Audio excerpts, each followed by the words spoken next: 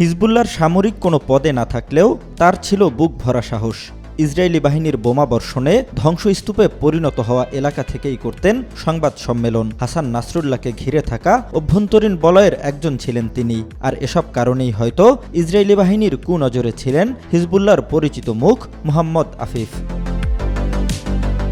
দখলদার ইসরায়েলি বাহিনীর বোমা হামলায় প্রাণ হারালেন লেবাননের সশস্ত্র গোষ্ঠী হিজবুল্লাহর মিডিয়া প্রধান ও মুখপাত্র মোহাম্মদ আফিফ।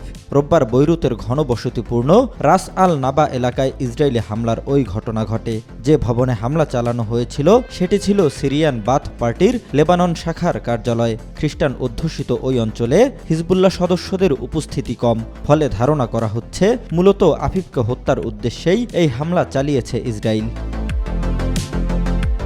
বেশ কয়েক বছর ধরে আফিফ হিজবুল্লাহর গণমাধ্যম সম্পর্ক বিভাগের দায়িত্বে ছিলেন। জানা যায় হাসান নাসরুল্লাহর একাধিক ভাষণ নিজ হাতে লিখে দিয়েছিলেন তিনি। এমনকি যখন নাসরুল্লাহ কোনো বার্তা দিতে অপারগ হতেন, তখন সংবাদ সম্মেলনের মাধ্যমে সেটি প্রচারের গুরু দায়িত্ব পড়ত তার কাঁধেই।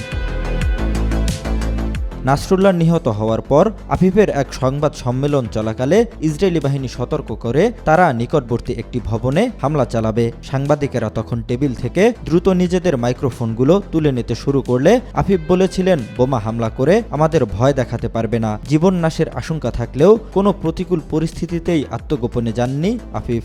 দায়িত্ব পালনের পুরো সময়ে একবারের জন্যও নিজের ফোন নম্বর পরিবর্তন করেননি তিনি। ফলে সংগঠনের যে কেউ যে কোনো প্রয়োজনে সহজেই তার সাথে যোগাযোগ করতে পারতেন। ইসরায়েল ভিত্তিক একাধিক গণমাধ্যম দাবি করছে, এই আফিফই ছিলেন নেতানিয়াহুর বাসভবনে হামলার মূল পরিকল্পনাকারী।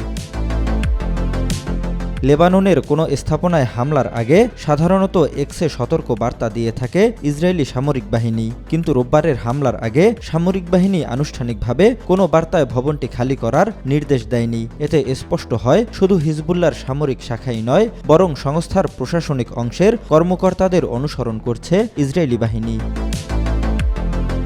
জহিরুল ইসলাম, আজ কাল।